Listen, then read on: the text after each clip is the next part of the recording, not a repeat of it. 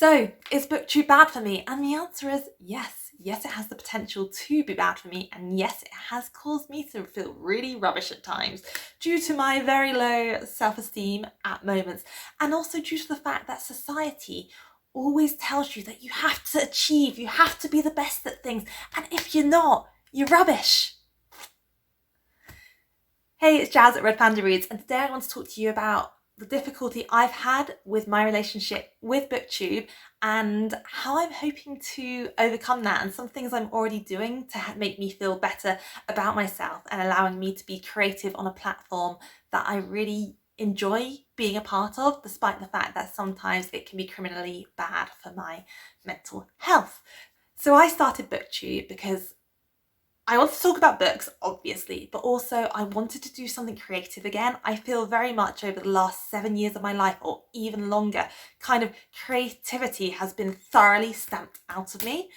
I mean, looking back to secondary school, so when I was 13, 14, and we were choosing what subjects we wanted to do for our GCSEs, I desperately wanted to do expressive arts, which is dance, drama, creative writing, and singing, which I cannot do, but I desperately wanted to do that. And I got told in my careers class that you shouldn't do that because you should do separate sciences and you can't do both. And you have all the grades to be a doctor. And I was like, damn, I do not want to be a doctor. I want to do expressive arts. And it got to the start of the year and they'd signed me up for separate sciences. And I said, no, I'm not. And I ended up doing expressive arts. But then after that, things kind of carried on the trajectory of you're good with grades, you're gonna go far, you're gonna be a doctor. And then I did that, and then I realised that didn't make me happy, and that I'm a little bit too, let's say something positive, I'm a little bit too empathetic to be a doctor because I take everything far too home with me. And during all those years of going on my path to being a doctor, I kind of lost that creativity streak. And I think I understand, like, you don't want any junior doctors just being like, let's experiment with this medicine and see what happens. But it felt very much that I missed that. So having this new medium to do fun, interesting things, think of different themes, edit, was just fabulous. And I've loved putting my creative energy into something new and learning skills from it. So I started creating my videos, and it was so lovely to get like those immediate responses, also to get people kind of commenting on your videos and creating content that hopefully people would enjoy, which I absolutely loved. But then I started looking at the statistics, and you see X amount of number of people have watched your video in this time, and then YouTube will tell you if that's better or worse than your last video.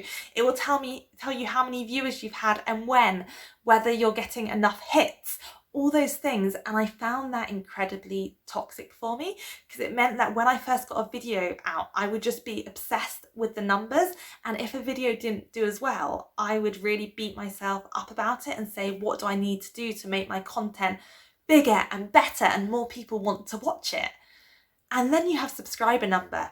I don't know if anyone else has done this or if it's just me, but you hit 100 and you're like, oh my goodness, that's amazing. But then I don't want to tell anyone I've hit 100, because what if someone stops following me and it goes down to 99, and then I'm no longer on 100, and 100's that magic number because 100 is so much more important than 99, and it makes such a difference to my life, which obviously it doesn't. But that is my mind going round and round saying 99 is not good enough. So that's where I was at with all the stats and the numbers, and it was just really getting me down. So then my next thing was, how can I make more people watch my videos? So I thought, jump on social media, get Instagram, get a Twitter account, start advertising my videos also on Facebook, everywhere, in order to try and get a bigger audience. I also had the thing where I wanted to talk to booktubers and comment on booktubers' videos because I enjoyed their content. But it started to get to a point where I would watch someone's video to comment rather to watch than to enjoy. And just to clarify, I no longer do that.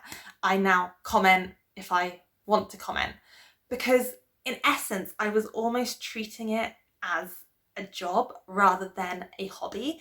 And my YouTube channel is a pretty little YouTube channel, and I should be doing it for me, really, with the hope that other people enjoy it. But in essence, it is a hobby and I'm doing it in my own time when I want to do it.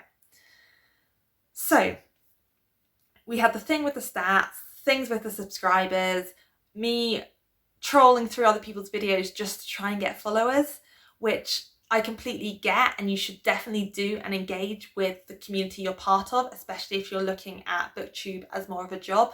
But I realised the way I do it wasn't healthy for me, and therefore I took a step back and I reassessed. So let's talk about the commenting first of all. I really enjoy getting comments from all my subscribers. I love engaging with that. And I am going to continue commenting on people's videos, but only when I want to comment.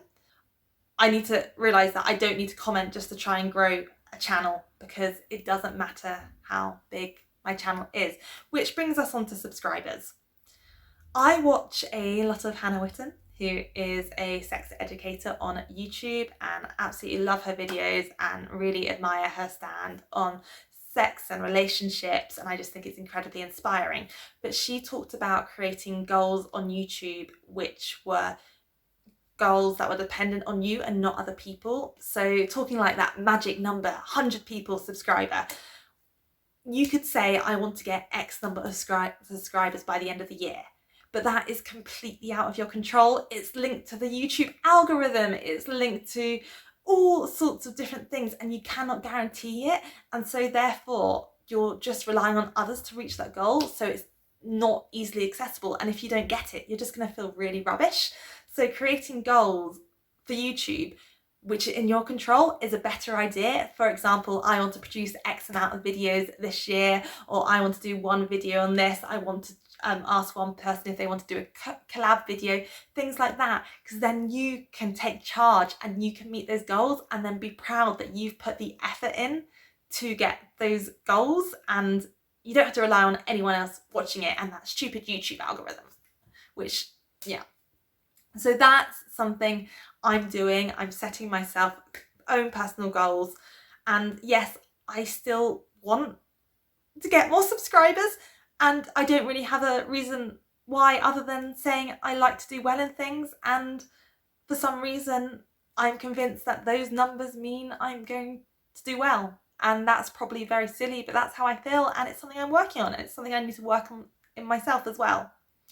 The other thing is the stats. So I'm trying to avoid the stats. I am deleting that stupid YouTube video thing off my phone. Now when I release a video, I started releasing them in the morning. So I'm busy at work. I don't have the distraction to be looking at my phone, looking at how the video is being done. And I need to remember that even if one person watches my video and enjoys it and gets something out of it, that's a fantastic positive outcome. And I don't need 5,000, 6,000 people to watch it, because this is just a hobby. And yes, if that many people watched my videos, amazing. But it's also just amazing if one person watches it and enjoys it. That should still just be as important to me. And I need to realise that.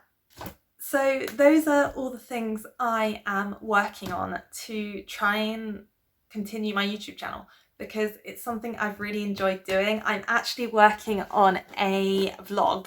I tried to do a few vlogs and really struggled with them and deleted them and stuff. But I am reading all the Demonata series by Darren Shan. So excited, and I'm vlogging the experience. I started this weekend. I've just finished Lord Loss, and I have so much to say about these books, and they are fabulous young adult kind of teen horror books, and Darren Shan does not hold back on the gore or the emotion. So if you've ever felt any of the things I've just talked about your time on BookTube, then I'm always happy to chat about that too. If you don't, tell me your tricks. I wish I was more confident in myself and believed in myself more and didn't care so much about the stats. But I think a lot of that is linked to the society we live in, the constant barrage of social media and kind of our education telling us that we all need to succeed and do well. And the most important thing, everyone, is if you're not doing this as a job, you are creating videos for you. So to all you people out there, take care, look after yourselves, and remember how important you are. Bye bye everyone.